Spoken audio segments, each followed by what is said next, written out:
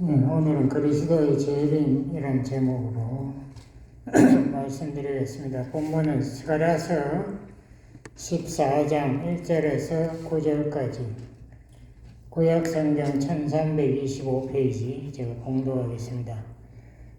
여호와의 날이 이르리라. 여호와의 날, 성경에 여호와의 날은 심판의 날입니다. 그날에 내 재물이 약탈되어 너희 중에서 나누이리라. 이스라엘 백성의 재물이 약탈된다. 아마겟돈 전쟁이에요. 내가 열국을 모아 예루살렘과 싸우게 하리니 성읍이 함락되며 가옥이 약탈되며 부녀가 욕을 보며 성읍 백성이 절반이나 사로잡혀 가려니와 남은 백성은 성읍에서 끊쳐지지 아니하리라. 그때 여호와께서 나가사 그 열국을 치시되 이왕 전쟁날에 싸운 것 같이 하시리라.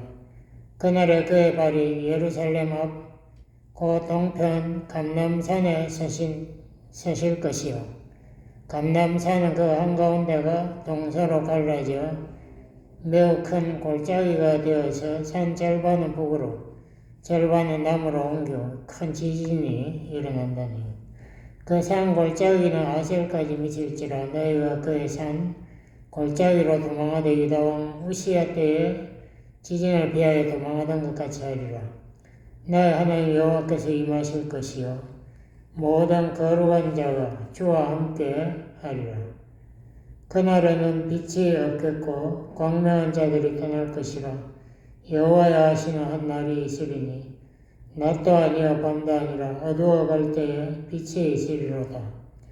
그날에 생수가 예루살렘에서 솟아나서 절반은 동해로 절반은 서해로 흐를 것이요 여름에도 겨울에도 그러하리라.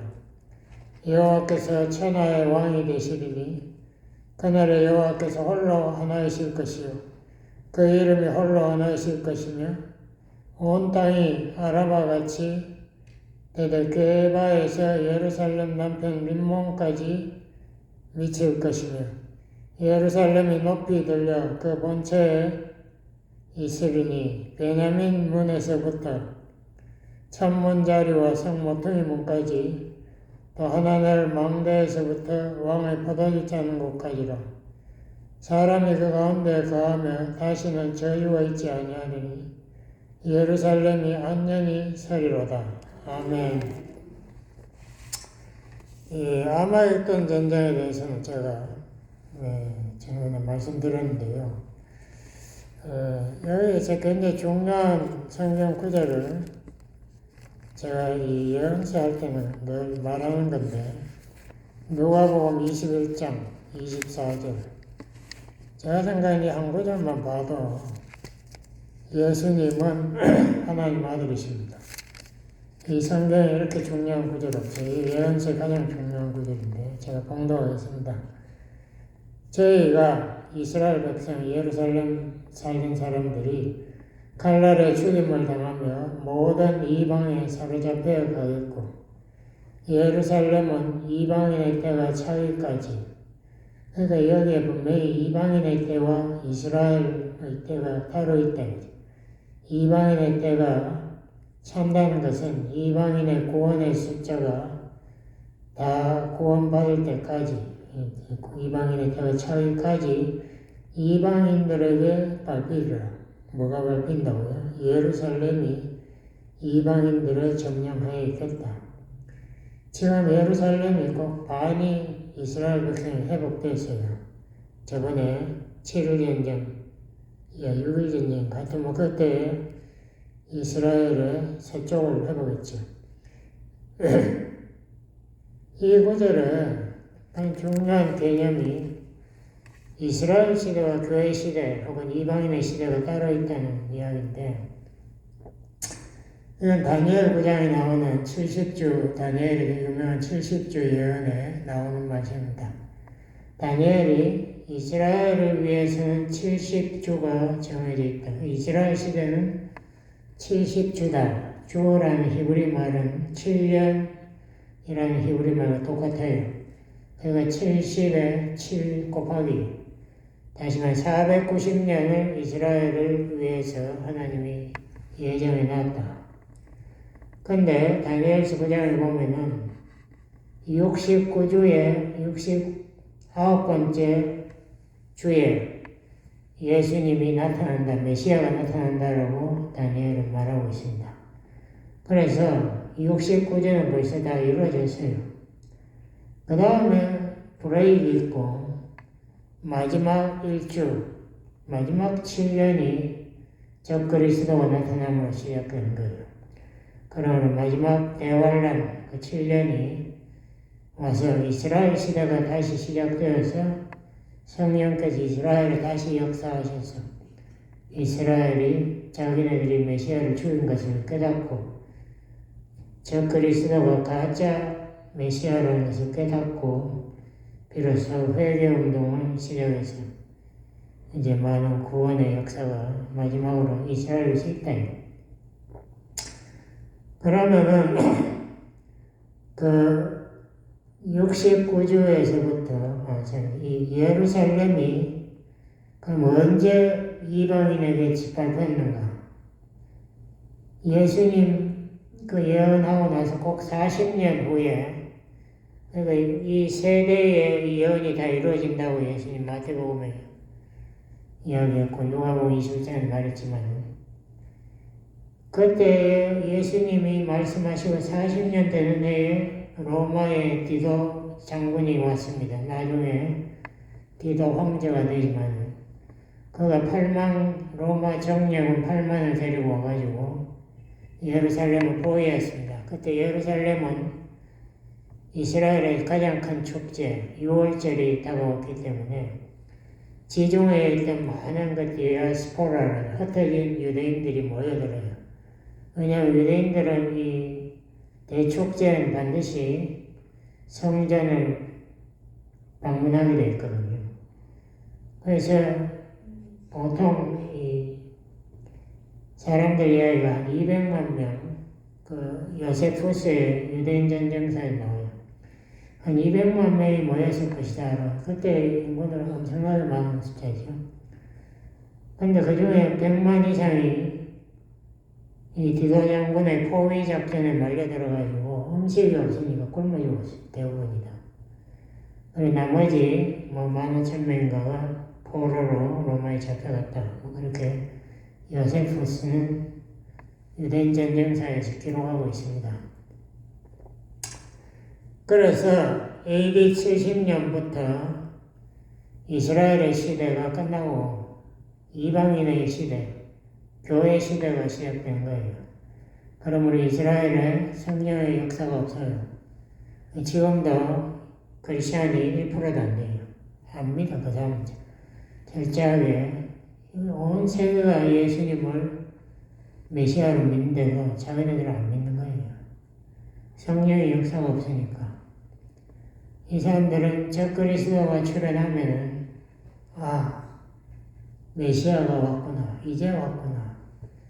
그리고 적그리스도가 그들을 이 아랍 연합군에서 구원합니다. 이 에스겔 38장에 나오죠. 그러므로 적그리스도를 그리스도로 환영하고 그 적그리스도가 이스라엘과 언약을 맺고 성전을 세운대요. 그렇게 했던 것이 7년 대환란입니다. 그러니까 AD 70년 디도 장군이 이스라엘 사람들 100만 이상을 죽였는데 110만인가 죽였는데 그게 아마겟돈 전쟁의 예표, 미리 보이는 사건으로 또 우리가 해석합니다. 제가 항상 예표를 구약의 예표가 많지 않습니까? 예수님의 예표, 요셉이 애굽에 가서 온 그 당시 사람들을 기근해서 구원하지 않습니까? 추수한 것을 미리 모아가지고 살리죠. 예수님의 모양, 표상이다. 나중에 또 보면은 이스라엘을 애굽의 포로에서 데려나갑니다. 바로의 10대 재앙을 베풀어가지고. 그래서 이 시내 반도 그 사막을 40년을 헤매면서 이스라엘 백성에게 믿음이라는 걸 가르쳐주고 그 다음에 이제 하늘로 올라가 보는데 이 모세가 바로 예수님의 표상이다. 예표적인 인물이다. 그리고 또 이스라엘의 왕국이 시작되지 않습니다. 처음에 사울이 엉터리 왕에다가 하나님 버려버리고 두 번째 다윗을 하나님께서 선택해가지고 이 사람이 내 마음에 꼭 드는 사람이다. 저번 주에 홍봉 목사님 그걸로 설교했잖아요. 그러므로 하나님이 다윗과 언약, 네 후손에서 이스라엘을 다스리는 영원한 평강의 왕이 온다. 그래서 다윗이 메시아의 예표적인 인물이에요. 그러면 성경은 이 예표와 예언을 모르고는 절대로 이해할 수가 없습니다. 이거 계속해서 나오니까. 왜 하나님이 이렇게 예표와 예언을 계속 말하고 있는가?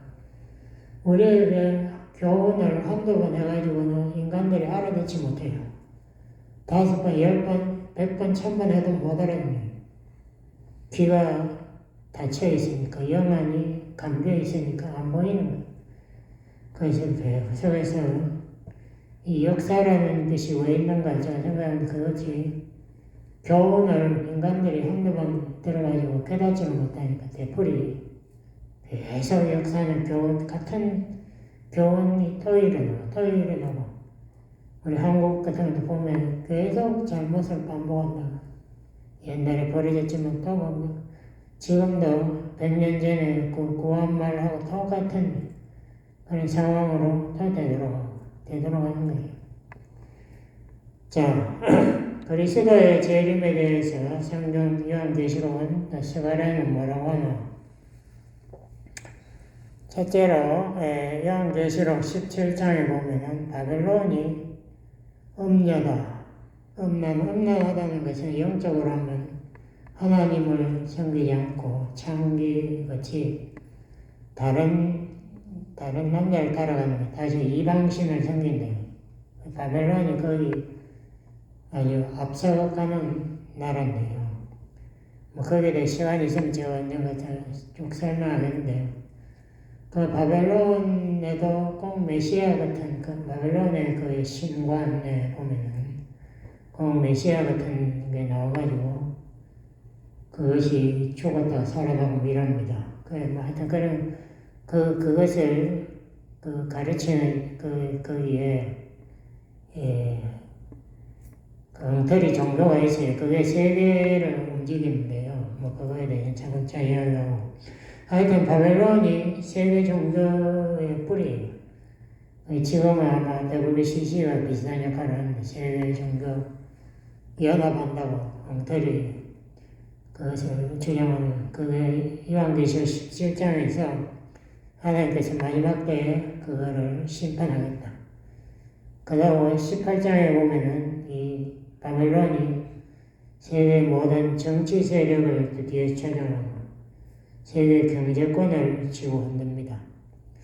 이 중국이 왜 저렇게 갑자기 세계의 돈을 다 끌어모으고 세계의 공장이 전부 중국으로 갔잖아요. 중국이 공산국가니까 노동자들 임금을 최하로 제가 중국에 가서 보니까 그렇다 했습니다. 최하로 딱 주니까 거기에서 상품이 세계 제일 싼 거예요. 여러분 기억합니까? 우리 다 월마트 가서 사잖아요. 제일 싸니까 그 중국 상품들이 너무 싸니까 세계의 모든 그 미국 정치가들이 그러죠. 우리가 평평하지 않은 기울어진 이 땅에서 운동을 하니까 이길 수가 없대. 중국하고 이길 수가 없대. 중국은 저 멋대로 노동조합이 있으니까 아무것도 없으니까 저 멋대로 임금을 조절하니까 온 세계를 짓밟는 거예요. 악랄하죠. 그러니까 노동자들은 정말 노예같이 일하더라고요. 1년에 한 번만 간신히 10년에 한 번씩 집에 갔다 오는 사람들 좀 있고 하여튼 뭐 아파도 어디 나가지를 못해요. 최저임금을 받으면서 일하는 뭐 그러한 바벨론도 하나님께서 심판하신다. 그리고 요한계시록 16장에 보면 사단이 하늘에 쫓겨 내려와가지고, 이제,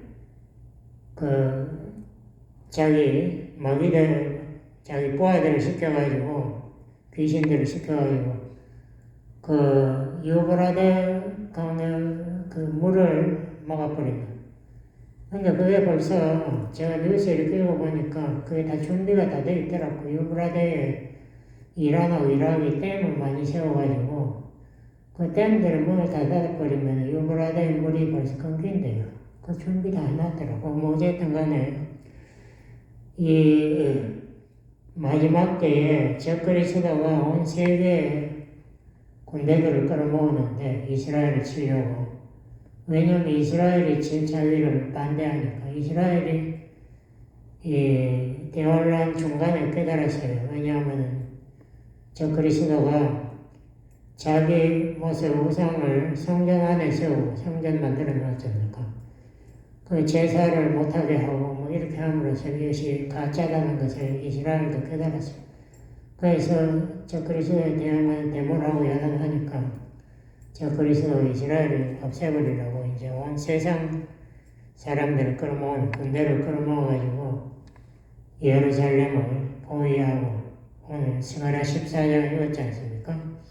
적그리스도가 예루살렘을 점령해버린 온 세계 군대를 끌고 와가지고.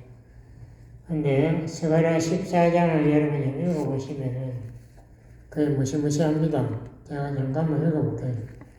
그래서 하나님이 이제 직접 싸운다. 다시 말해 예수님이 직접 재림해가지고 싸울 때에 아까 지진이 일어나서 감난산이 둘로 갈라진다.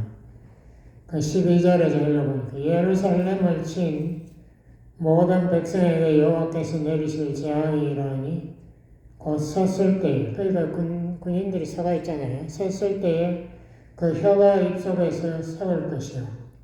그날에 여호와께서 그들로 크게 열왕케 하시리니 피차 제가 여기 이런 거 잊어버렸네.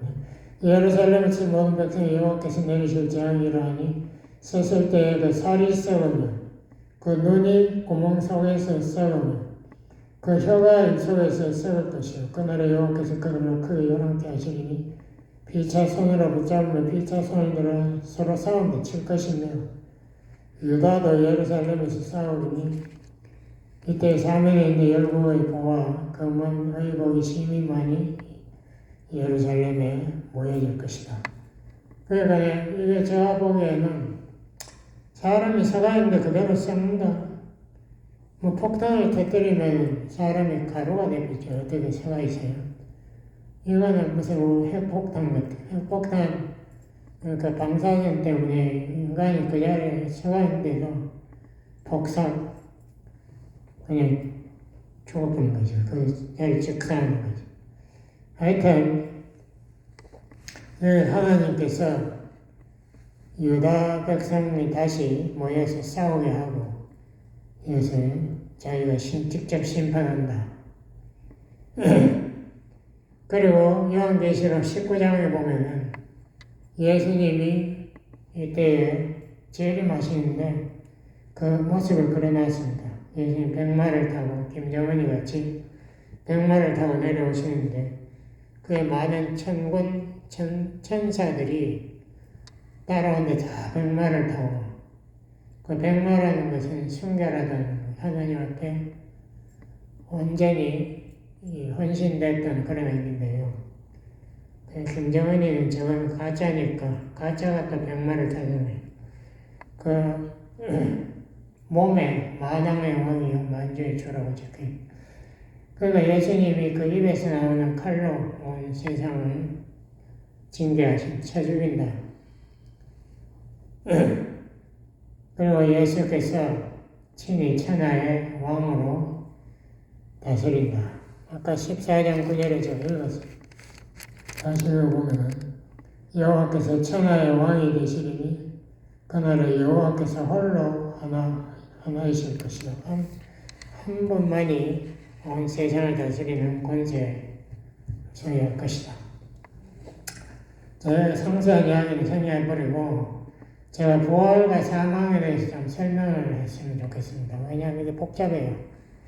우선 적그리스도와 거짓 선지자는 예수님 재림 때에 붙잡혀가지고 천사들이 지옥에다가 집어넣어버리고, 사탄은 무저갱 영어로 bottomless pit, 그 밑이 끝이 없는 죽은 사람 불신자들 가는 거기 천년 동안 갇혀있다가 천년왕국 끝날 때 잠깐 놓인다라고 했습니다. 그 이유는 좀 이따가 설명하고요. 근데 죽는 것도 두 가지가 있어요. 성경에 보면 첫째 사망이라는 것은 우리 육신이 죽는 것을 말합니다. 혼과 육신이 분리되는 거죠. 불신자는 구약에 보면 시올, 영어로 시올, 히브리말로 시올이 한국말로 음부에 간다. 그 신약 성경에 보면은 헬라어로 헤이즈라는 것이 한국말로 음부라고 이렇게 누가복음 16절부터 보면 그 부자가 죽어가지고 음부에 가고 거지 나사로는 아브라함의 품에 간다는 예수님 그런 이야기 했잖아요. 그러면 믿는 사람은 어떻게 되나? 믿는 사람은 예수님의 재림 때까지 지금까지 계속 다 낙원에 간다라고 일반적으로 성경학자들은 이야기합니다. 낙원은 천당하고는 달라요. 천당을 모방한 임시 거치소예요. 영어로 패러다이스. 그 누가복음 16장에 예수님 말한 아브라함의 품이 거기에서 기다리다가 예수님 재림 때에 아까 다니엘서에 받는 걸로 적혀있는데 모든 계시록 19장에는 모든 성도들과 같이 재림한다라고 재림해서 천년왕국을 다스린다. 그럼 둘째 사망은 무엇인가? 둘째 사망은 천년왕국의 끝날 천년 후에 하나님의 심판이 있는데 이때에는 모든 나머지 사람들이 부활한다. 여기에서 그러면 신자들은 다 부활 필요 없이 다 낙원에 들어가 있는가? 거기에 두 가지 의견이 있습니다. 어떤 사람은 일부는 낙원에 가 있고 일부는 저기 천년왕국 중에 죽은 사람들 이런 사람들은 아직 어디 간지 모르겠다 이렇게 돼 있다가 천년왕국 끝에 다 부활해가지고 전부 다 나머지는 다 부활해요. 부활해가지고 그걸 읽어보면은 계시록이나 달려보면 자기 행위에 기초해서 심판한다. 하나님이 많은 책을 펴놨는데 그게 전부 인간들의 행위를 기록한 책. 그리고 또 책이 하나가 더 있어요. 그거는 생명책. 그러니까 예수님의 공로를 의지한 신자들은 그 생명책에 의해서 심판을 면하는 거예요. 심판받지 않아요. 요한복음 5장 24절에 있잖아요. 예수님 믿는 사람은 영생을 가졌고 심판에 이르지 아니하나니. 왜냐하면 예수님이 우리 대신에 벌써 심판을 받았거든요. 그러므로 우리의 행위는 다 용서받았고 우리는 더 이상 거의 신경 쓸 거 없어요. 근데 많은 학자들에 의하면은 우리도 죄에 대한 심판이 아니고 우리의 행위에 대한 심판은 따로 있다고. 왜냐하면 성경에 보면은 각자의 행위대로 상급을 받는다. 사도 바울도 고린도서 5장에도 그랬고 예수님도 마태복음 16장에 그랬어요. 그러므로 우리가 형벌에 대한 심판은 따로 있다. 그것은 우리가 반드시 하나님 공평한 하나님의 시대에 반드시 하십니다.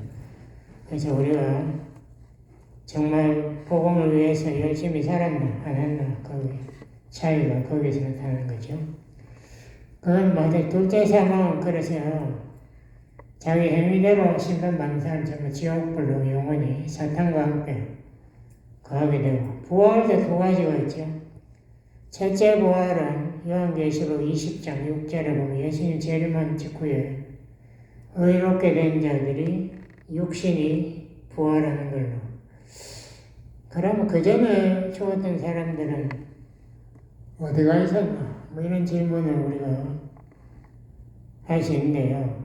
그것도 우리가 확실히 잘 모르겠어요. 근데 예수님의 그 누가복음 16장에 낙원 그 아브라함의 품에 거지 나사로 가서 위로받는다는데 그 거지 나사로가 영만 있으면 그게 조금 이상하잖아요. 뭔가 뭐 하여튼 임시 육신이 있는데 뭔가가 있는 것 같아요. 그래서 거기에서 뭐 이렇게 있다가 예수님과 함께 재림하기 때문에 육신이 거기서 무슨 부활을 그럼 어떤 사람은 그 굉장히 복잡해요. 이 마지막 때가 어떤 사람들은 예수님이 공중에 재림하셨을 때에 이 신자들이 부활해서 그때 육신을 이제 육신이 새로 살아나니까 육신을 받아서 예수님과 함께 지상에 내려온다 이렇게 주장하는 사람도 많아요.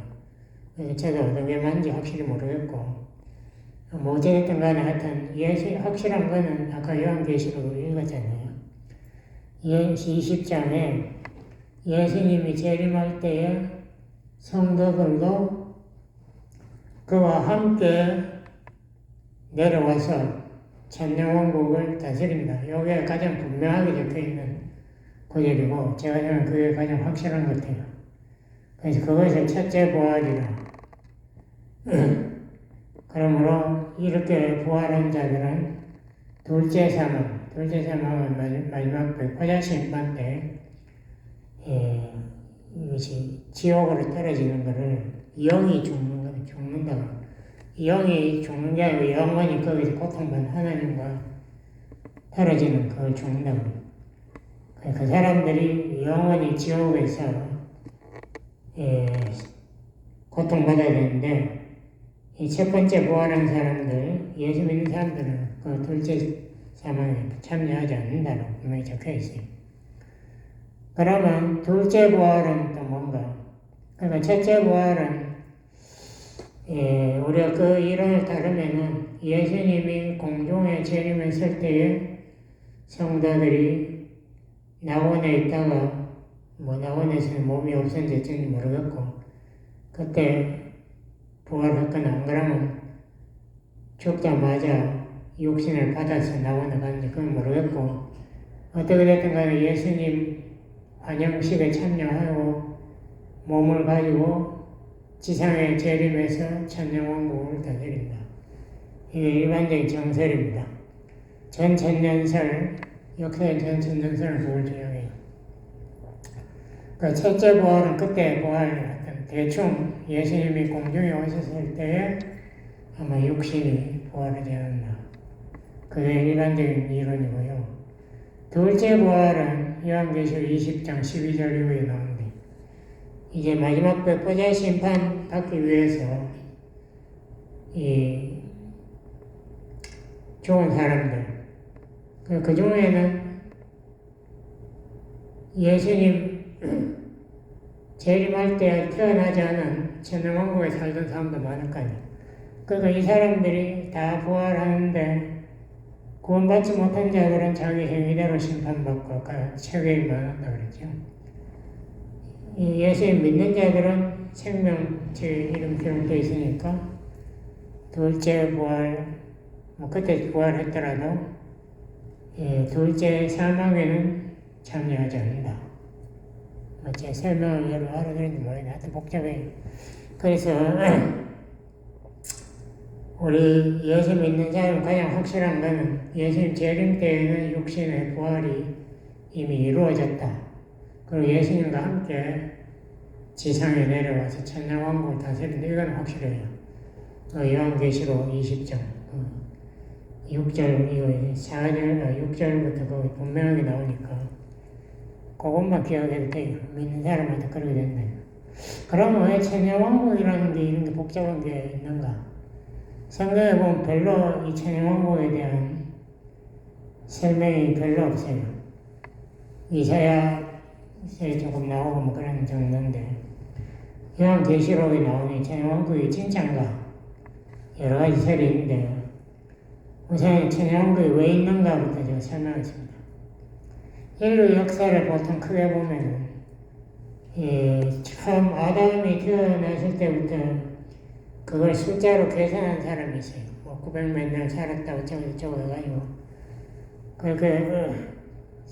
계산해보니까 약 BC 4000년에 아담이 나왔으니까 지금 AD 2000년이니까 지금 인류 역사가 6000년이다.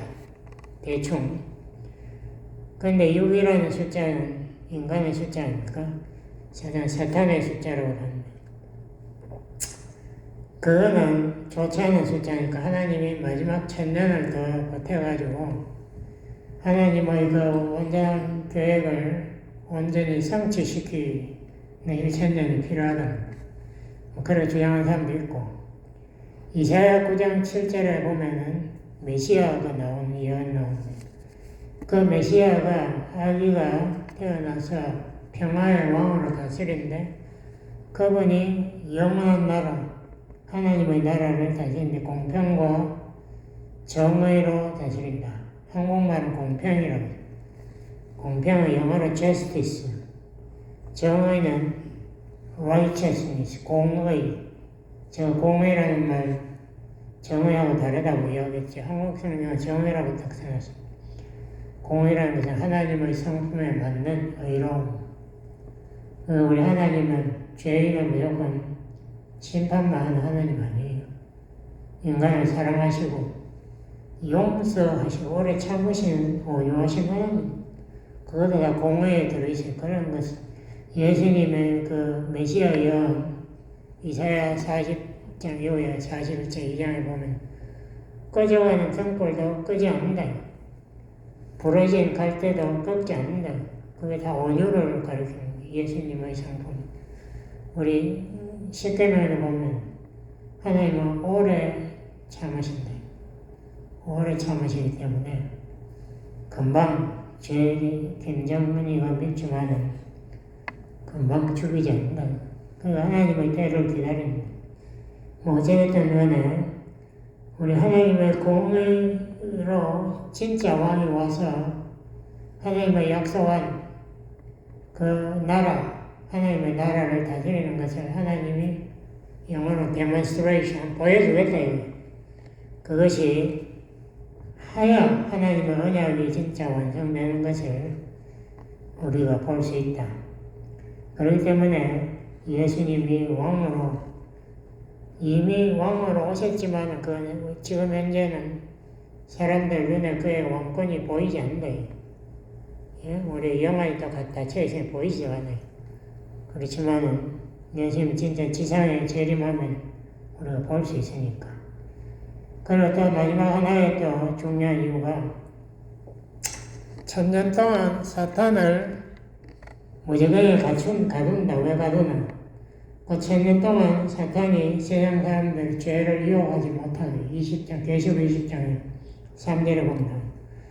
왜 그렇게 했나?